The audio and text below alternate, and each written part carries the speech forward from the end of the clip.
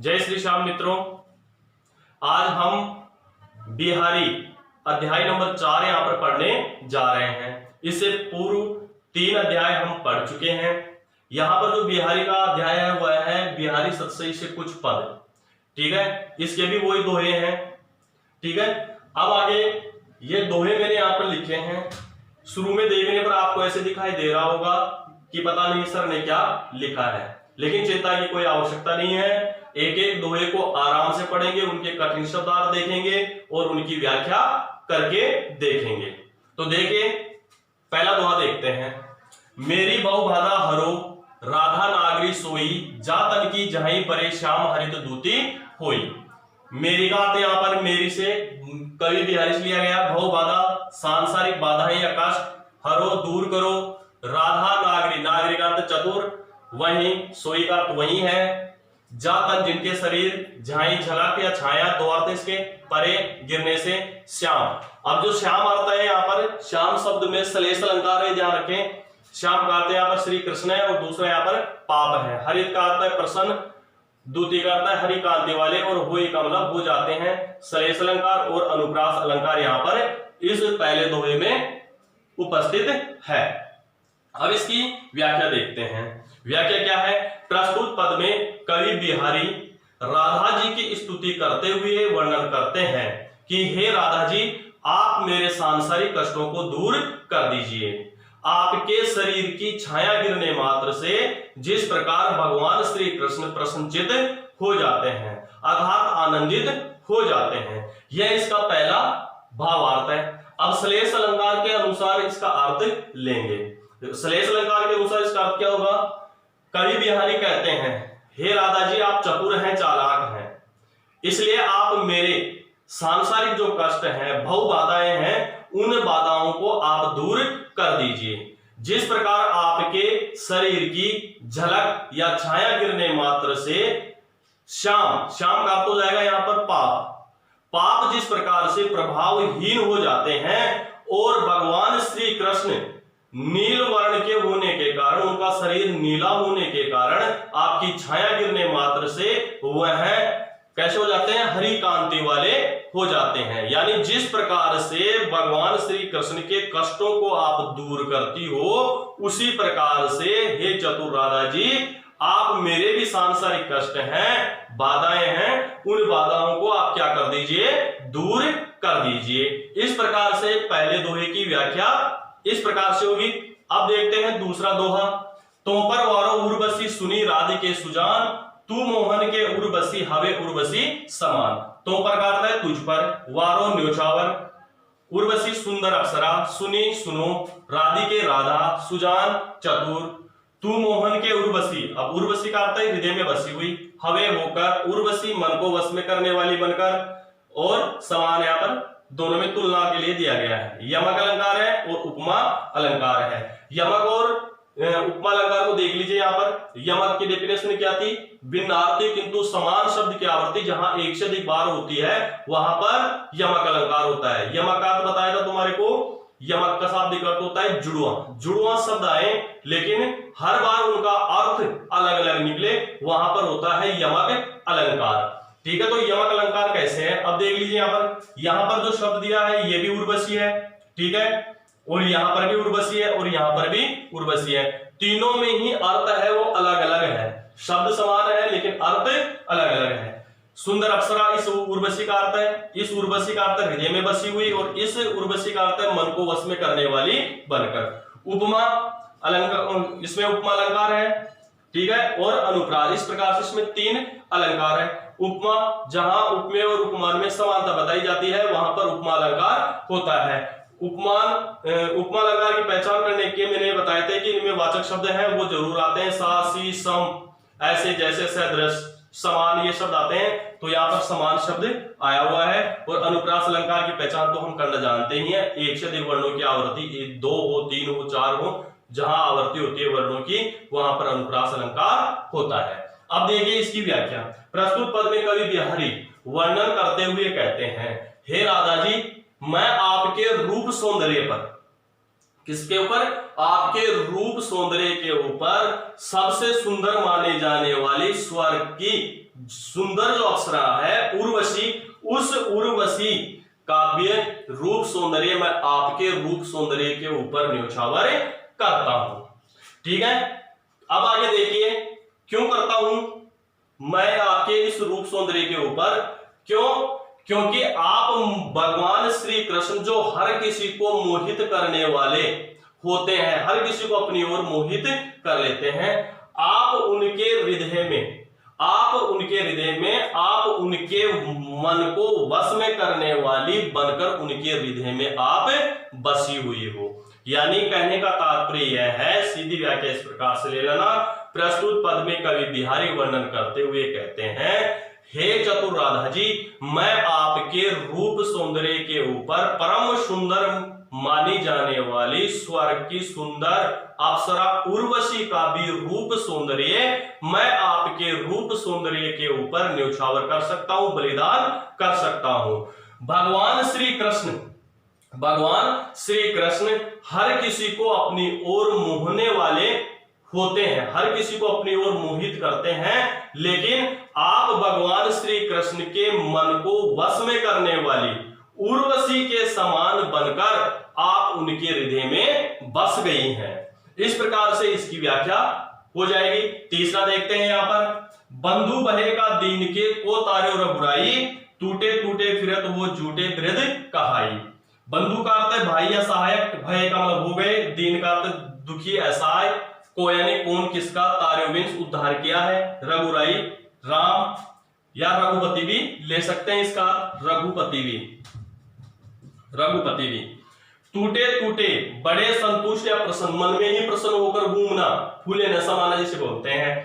फिरत हो फिरते हो, झूठे झूठी विरध यश या प्रशंसा, कहाई मीन्स कहलवाकर। अनुप्रास अलंकार और पुनरुक्ति प्रकाश अलंकार है, क्योंकि यहाँ पर दो शब्द आए हैं समानार्थी, ठीक है, और समान ही अर्थ है इनका, ठीक है, इसलिए यहाँ पर पुनरुक्ति प्रकाश अलंकार हो जाएगा। व्याख्या देख लेते हैं, इसकी व्याख्या क्या है। प्रस्तुत पद में कवि बिहारी वर्णन करते हुए कहते हैं, क्या कहते हैं कि हे ईश्वर, हे रघुपति, आप किसके सहायक हो गए, आप किस दुखी असहाय व्यक्ति के आप सहायक हो गए, आपने किसकी सहायता कर दी। को तारो रघुराई, और हे ईश्वर आपने किनका उद्धार कर दिया, यानी किन किन लोगों का आपने उद्धार कर दिया। टूटे टूटे फिरत हो, आप अपने मन में ही बड़े संतुष्ट होकर इस संसार में विचरण करते हो कि मैं क्या हूं, दीन दुखी व्यक्तियों की सहायता करने वाला हूं। यह बात आप इस संसार में लेकर विचरण करते हो। झूठे विरध कहाई, लेकिन आप यह झूठी प्रशंसा लेकर, झूठी बढ़ाई लेकर इस संसार में आप क्या करते हो, विचरण करते हो। अब इसका अन्य जो अर्थ है वो अन्य अर्थ यह है, कवि बिहारी यह कहना चाहता है कि हे ईश्वर, जब तक आप मेरे जैसे दीन दुखी पापी व्यक्ति का जब तक उद्धार नहीं करोगे, तब तक मैं आपको दीन बंधु नहीं कह सकता। अर्थात इस संसार का सबसे ज्यादा अगर कोई दुखी इंसान है तो वो मैं स्वयं हूं। इसलिए जब तक आप मेरा कल्याण नहीं करोगे, तब तक मैं आपको दीन बंधु नहीं कह सकता। इस प्रकार से इसकी व्याख्या हमने देखी है। चौथा देखते हैं, कब को टेर तू दीन रट होत न श्याम सहाई, तुम्हूं लागी जगत गुरु जग नायक जग बाई। कब, कितने अधिक समय में, टेर तू पुकार रहा हूं, दीन रट दीनता भरी वाणी में, होते न यानी नहीं, श्याम कार्तिक कृष्ण, सहाय यानी सहायक कृपालु, तुम्हूं आपको भी, लग गई लागेगा जगत सारे जगत के पूज्य, जगनायक संसार के मार्गदर्शक स्वामी, जगबायक संसार की हवा या प्रभाव। अनुप्रास अलंकार है, ठीक है इसमें। अब इसकी व्याख्या देखिए। प्रस्तुत पद में कवि बिहारी वर्णन करते हुए कहते हैं कि हे ईश्वर, मैं आपको कितने अधिक समय से दीनता भरी वाणी में मैं आपको पुकार रहा हूं, मैं आपको आवाज लगा रहा हूं। होत न श्याम सहाई, हे ईश्वर, हे कृष्ण, आपने अभी तक मेरी कोई सहायता नहीं की है। तुम्हूं लागी, अब यहां पर यह आप पहले लेना, यहां पर ये हे ईश्वर, आप सारे जगत के पूज्य माने जाने वाले हैं और सारे संसार के आप मार्गदर्शक हैं, स्वामी हैं। लेकिन मुझे ऐसा लगता है कि हे ईश्वर, आपको भी इस संसार की हवा लग गई है, अर्थात आपके ऊपर भी सांसारिक प्रभाव दिखाई देने लगा है। इसलिए आप मेरी दीनता भरी वाणी को, मेरी आवाज को आप नहीं सुन रहे हैं। यानी कहने का तात्पर्य है कि यहां पर कवि बिहारी है वो ईश्वर को उपालंब दे रहे हैं कि आप, कब से मैं आपको पुकार रहा हूं, आप मेरा उद्धार नहीं कर रहे हैं। मुझे भी ऐसा लग रहा है कि जैसे इस संसार के लोग व्यवहार करते हैं वैसे ही आप भी मेरे साथ व्यवहार करने लग गए हैं, अर्थात आपको भी इस संसार की हवा लग गई है। इस प्रकार से इन 4 दोहों की व्याख्या हमने देखी है। अब आगे के दोहे हैं वो हम यहां पर देखते हैं। हाँ, आगे देखिए दोहा नंबर 5। या अनुरागी चित्त की गति समझे नहीं कोई, जो जो बूढ़े श्याम रंग त्यों त्यों उज्जवल होय। कटे शब्द आप देख लेते हैं एक बार। या इस अनुरागी, दो अर्थ है इसके, प्रेमी या रंगे जाने की इच्छा वाला। चित्त मन, गति स्वभाव या व्यवहार, समझे समझ पाना, नहीं का अर्थ नहीं होगा, कोई का अर्थ कोई भी। जो जो जैसे जैसे बूढ़े डूबता या रंगता है, श्याम श्री कृष्ण या पाप, ठीक है, त्यों त्यों उतना ही, उजलू उजला या स्वच्छ वही यानी हो जाता है। श्लेष अलंकार है और विरोधाभास अलंकार है। श्याम रंग और अनुरागी चित्त, इस दोनों में श्लेष अलंकार है। और विरोधाभास अलंकार क्या है? जहां वास्तविक विरोध न होने पर भी विरोध का आभास हो, विरोध महसूस हो, वहां विरोधाभास अलंकार होता है। विरोधाभास अलंकार कैसे है कि श्याम रंग, श्याम का अर्थ है काला रंग, काले रंग में डूबने के बाद में कोई भी इंसान है वो सफेद बनकर नहीं निकलता है, इसलिए यहां पर विरोधाभास अलंकार है। अब इसकी व्याख्या देख लेते हैं, ठीक है। देखिए क्या है, प्रस्तुत पद में कवि बिहारी वर्णन करते हुए कहते हैं कि इस प्रेमी हृदय की बात, इसका स्वभाव और व्यवहार इस संसार का कोई भी व्यक्ति नहीं समझ पाता है। कहने का तात्पर्य है कि भगवान श्री कृष्ण के प्रेम रंग में डूबे हुए अपने इस मन के व्यवहार को इस संसार का कोई भी प्राणी समझ नहीं पाता है, कोई भी व्यक्ति समझ नहीं पाता है। जो जो बूढ़े श्याम रंग, जैसे जैसे यह भगवान श्री कृष्ण के प्रेम रूपी रंग में डूबता है उतना ही उज्जवल हुआ है, उतना ही उज्जवल होता चला जाता है, साफ होता चला जाता है, स्वच्छ होता चला जाता है। अब यहां पर श्लेष अलंकार क्या अर्थ में यहां पर इसका अर्थ लेते हैं।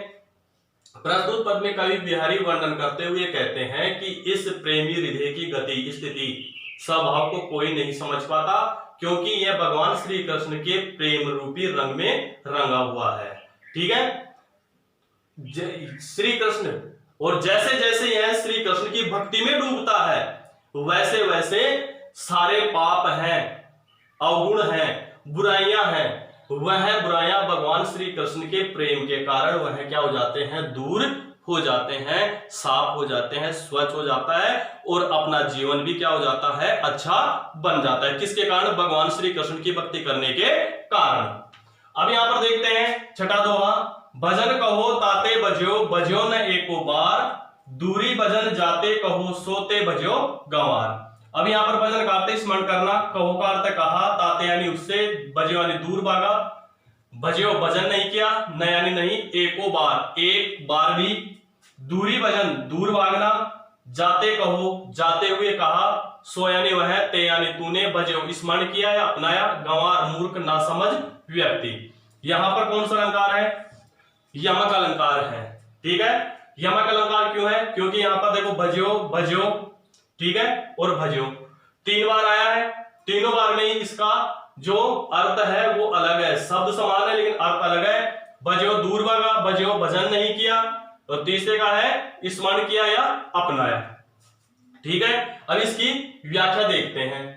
प्रस्तुत पद में बिहारी कहते हैं, एक मूर्ख नासमझ व्यक्ति को समझाते हुए कहते हैं, अरे मूर्ख, तेरे को भगवान का स्मरण करने के लिए तेरे को बार बार कहा गया, लेकिन तू भगवान के स्मरण से, भक्ति से तू दूर होता हुआ चला गया। भजो ने एको बार, और इस प्रकार से तूने अपनी जिंदगी में एक बार भी भगवान का स्मरण नहीं किया, उसको याद नहीं किया।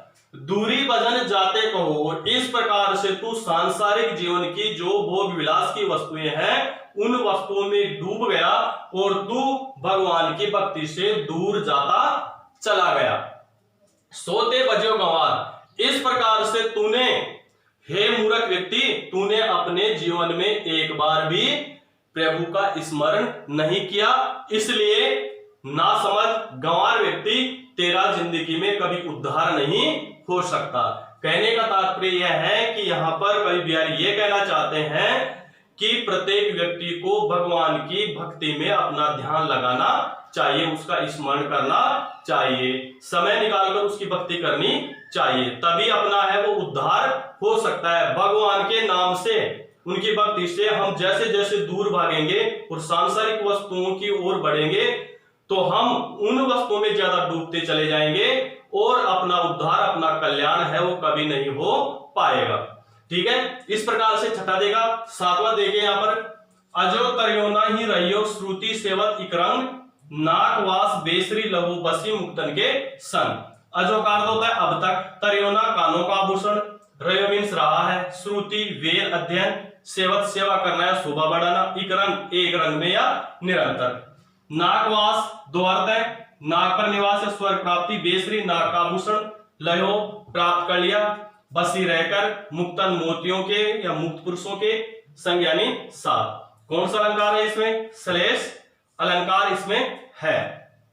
ठीक है, तरियोना कान का आभूषण है, बेसरी है इसमें है, ठीक है, मुक्तन दो अर्थ है मोतियों के और मुक्त पुरुषों के, इसलिए यहाँ पर श्लेष अलंकार है, एक ही शब्द के जहां पर भिन्न भिन्न अर्थ प्रकट होते हैं चिपके हुए। ठीक है, अब देखिए यहाँ पर क्या है, यहां पर कवि बिहारी है कान में पहने जाने वाले आभूषण तरियोना को संबोधित करता हुआ कहता है कि हे तरियोना, तू अब तक वहीं उसी स्थान पर रहकर तू क्या कर रहा है, एक ही रंग में निरंतर तू कानों की शोभा बढ़ाता हुआ चला जा रहा है, यानी तू एक ही रंग का मतलब है स्वर्ण रंग में, यानी तू अब तक कानों में पहने जाने वाले हे आभूषण एक ही रंग स्वर्ण रंग में निरंतर एक ही रंग में होने के कारण तू कानों की शोभा लगातार बढ़ाता हुआ चला जा रहा है। नाकवास बेसरी लहो, उसी ओर उस दूसरी ओर देखो, कान नहीं, नाक के ऊपर पहने जाने वाला जो आभूषण है वह आभूषण मुक्तन के संग, बसी मुक्तन के संग मोतियों को साथ में लेकर वह मनुष्य की प्रतिष्ठा का सूचक बन गया है, अर्थात उसने मोतियों का साथ लिया और मोतियों का साथ लेकर वह मनुष्य की इज्जत प्रतिष्ठा अर्थात नाक के ऊपर वह पहनाए जाने लगा है, अर्थात उसने अपना उद्धार कर लिया है। किसके सानिध्य में रहकर? मोतियों के सानिध्य में रहकर उसने नाक पर अपनी इज्जत प्राप्त कर ली है। अब यहाँ पर श्लेष अलंकार के अर्थ में इसका अर्थ देखते हैं, यहां वो ही रहेगा लेकिन क्या रहेगा, श्रेष्ठ और वेदों का अध्ययन करने वाले व्यक्तियों को संबोधित करता हुआ कवि बिहारी कहता है कि तूने अपने जीवन में वेदों का तो बहुत अध्ययन कर लिया, वेद शास्त्रों को तूने बहुत पढ़ लिया, लेकिन तूने अभी तक अपना उद्धार नहीं किया है। वहीं दूसरी ओर देखिए, आम व्यक्तियों को देखिए, आम जनता को देखिए, वह मुक्त पुरुषों के सानिध्य में रहकर, किसके सानिध्य में? मुक्त पुरुषों के सानिध्य में रहकर वह किसके भागी हो गए हैं? स्वर्ग प्राप्ति के भागी हो गए हैं। अर्थात कहने का तात्पर्य है कि मुक्त पुरुषों के सानिध्य में, ऋषि मुनियों के सानिध्य में रहने के कारण दुष्ट प्राणी है, वो दुष्ट प्राणी भी किसको प्राप्त हो चुके हैं? स्वर्ग को प्राप्त हो चुके हैं। और आप हैं वो क्या कर रहे हैं? अभी वेदों का ही अध्ययन करने में लगे हुए हैं और आप इस प्रकार से अपना उद्धार नहीं कर पाए हैं। आठवां देखते हैं, सगन कुंज छाया सुखद शीतल सुरभि समीर, मनु हवे जात अजो वहे उही जमुना के तीर। कठिन शब्द आप देख लीजिए। सघन का अर्थ घनी, कुंज का अर्थ पेड़ों का समूह, छाया सुखद सुखदायिनी, शीतल ठंडी, सुरभि सुगंध, समीर वायु, मनु मन, हवे जातु हो जाता है, अजो आज भी, वही कृष्ण जैसा, उस उही का अर्थ उस, जमुना जमुना नदी के लिए लिया है, तीर का मतलब तट। क्या है? प्रस्तुत पद में कवि बिहारी वर्णन करते हुए कहते हैं कि आज भी यमुना नदी के किनारे स्थित जो वृक्षों का समूह है, उन वृक्षों के समूह की छाया है वह कैसी है? सुखदायिनी है, अर्थात सुख देने वाली है। शीतल सुरभि समीर, और यमुना नदी के किनारे पर, यमुना नदी के किनारे पर खिलने वाले जो फूल हैं, उन फूलों की सुगंधित वायु है, वह वायु भी कैसी चलती हुई दिखाई देती है? शरीर को महसूस होती है, ठंडी महसूस होती है। मनु हवे जात अजोई, आज भी मैं उस यमुना नदी के किनारे पर जाता हूं तो आज भी मेरा मन है वहीं पहले जैसा हो जाता है। वही जमुना के तीर, उस यमुना नदी के किनारे पर। कौन सा? यहाँ पर कृष्ण का अर्थ क्या दिया है? कृष्ण क्यों आया है? क्योंकि यहाँ कवि का अर्थ है कि भगवान श्री कृष्ण जिस प्रकार यमुना नदी के किनारे पर रहकर विभिन्न प्रकार की रास लीलाएं क्रीड़ाएं किया करते थे, तो कवि बिहारी जब वहां उस यमुना नदी के किनारे पर जाता है तो वहां पर ठंडी हवा जिसमें सुगंध आ रही है और वह शरीर को क्या करती है? शीतल करती है, ठंडी करती है। और पेड़ों का जो समूह है वह समूह है क्या करता है? जो छाया है वह सुख देती है। तो वहां जैसे ही वह यमुना नदी किनारे पर जाता है तो भगवान श्री कृष्ण की पुरानी जो यादें हैं, वो यादें रास लीलाएं हैं, कवि बिहारी को वहां पर याद आ जाती हैं। इस प्रकार से यहाँ पर 8 दोहे की व्याख्या हमने देखी है। नेक्स्ट देखते हैं और बचे हुए दोहे। देखिए 9वां दोहा, सोहत ओढ़े पीत पटु श्याम सलोने का, मनहो नीलमणि सेल पर आता पर्यो प्रभात। सोहत का अर्थ शोभा पाते हैं, ओढ़े का धारण करके, पीत का अर्थ होता है पीले वस्त्र, पटुद ठीक है पीले वस्त्र, श्याम श्री कृष्ण, सलोने आकर्षक या सुंदर, गात का अर्थ होता है शरीर, मनो मानो, नीलमणि नीलम नामक रत्न, सेल शिला या चट्टान पर, आतप का अर्थ होता है धूप, परिवाली पड़ रही है ठीक है, प्रभात प्रातः काल। उत्प्रेक्ष अलंकार है। उत्प्रेक्ष अलंकार की डेफिनेशन बताई थी, जहां उपमेय और उपमान में संभावना बताई जाए, कल्पना बताई जाए, वहां पर क्या होता है? उत्प्रेक्ष अलंकार होता है। इसकी पहचान के लिए मनहु, जनहु, जानत, मानत ये शब्द मैंने बताए थे, तो यहाँ पर कौन सा शब्द आया है? मनहु। इसलिए इसको देखकर भी आप क्या कर सकते हैं? उत्प्रेक्ष अलंकार की पहचान कर सकते हैं। अनुप्रास अलंकार तो आप जानते ही हैं। अब देखें यहाँ पर सोहत ओढ़े क्या है? प्रस्तुत पद में कवि बिहारी वर्णन करते हुए कहते हैं कि भगवान श्री कृष्ण अपने श्यामल शरीर के ऊपर, श्याम शरीर के ऊपर पीले वस्त्र धारण किए हुए हैं।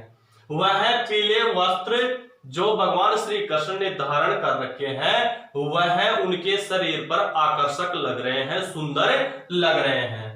मनो नीलमणि सेल पर, वह उनके शरीर पर ऐसे दिखाई दे रहे हैं जैसे नीलम नामक रत्न, नीलम नामक रत्न या चट्टान जिस प्रकार प्रातः काल सूर्य उदय होता है उस समय सूर्य की पहली किरणों से वह क्या करने लग जाती है? चमकने लग जाती है। यानी कहने का तात्पर्य है कि जिस प्रकार नीलम नामक रत्न के ऊपर प्रातः काल सूर्य की पहली किरण जब उसके ऊपर गिरती है तो वह नीलम नामक रत्न क्या करने लग जाता है? चमकने लग जाता है। उसी प्रकार से भगवान श्री कृष्ण का शरीर श्यामल है और श्यामल शरीर के ऊपर भगवान श्री कृष्ण ने कैसे वस्त्र धारण कर रखे हैं? पीले वस्त्र धारण कर रखे हैं। वह पीले वस्त्र है उनके शरीर के ऊपर सुंदर दिखाई दे रहे हैं। उनका जो वर्ण है वह वर्ण भी आकर्षक दिखाई दे रहा है। इस प्रकार से इसकी व्याख्या देखिए।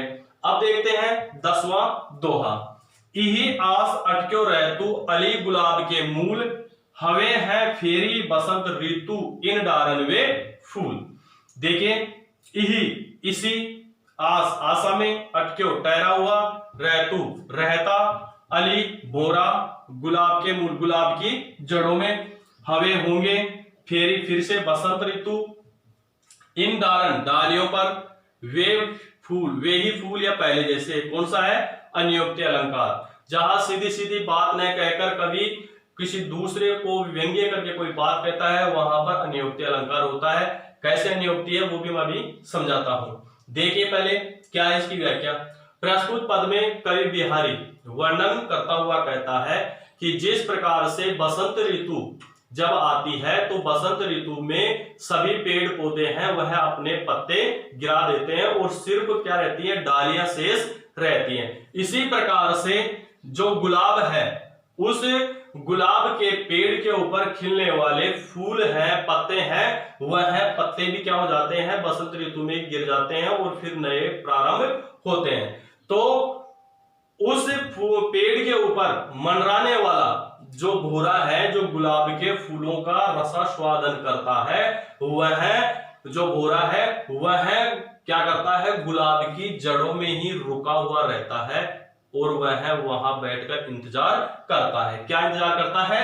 हवे है फिरी बसंत ऋतु, जैसे ही बसंत ऋतु समाप्त हो जाएगी और आगे पेड़ पौधों के जैसे ही पत्ते लगना प्रारंभ होंगे, तो इन डालन में फूल, तो इन मेरी इस गुलाब की डालियों के ऊपर भी वही पहले वाले फूल और फल है वह वापस लगना प्रारंभ हो जाएंगे। कौन सी ऋतु में? बसंत ऋतु में। तो इस प्रकार से इसका कहने का तात्पर्य है कि जिस प्रकार से एक भूरा गुलाब के फूल का साथ नहीं छोड़ता, वह गुलाब की जड़ों में बैठकर उस गुलाब के पेड़ के ऊपर आने वाले पत्तों और फूलों का इंतजार करता रहता है जो झड़ चुके हैं। अब अनियोक्ति में देखिए, अनियोक्ति में क्या है? ऐसे ही उस गुलाब और भौरे के समान मनुष्य के ऊपर यहां पर संदेश देते हुए कहा है कि किसी मित्र के जिंदगी में अगर कोई संकट आता है, कोई परेशानी आती है, कोई दुख आता है, तो उस व्यक्ति का साथ हमें जिंदगी में कभी नहीं छोड़ना चाहिए, बल्कि उसका भौरे के समान उसका साथ देना चाहिए और हमें यह इंतजार करना चाहिए कि इस व्यक्ति का जो दुख है वो जल्दी ही दूर हो जाएगा और इसके जीवन में वो ही पहले वाली खुशियां हैं, वह खुशियां वापस प्रारंभ हो जाएगी। इस प्रकार से हमने बिहारी के हैं वो 10 दोहे यहां पर देखे हैं। बचे हुए जो दोहे हैं उनका वीडियो बनाकर मैं जल्द ही आपके सामने पेश कर दूंगा। जय श्री श्याम दोस्तों।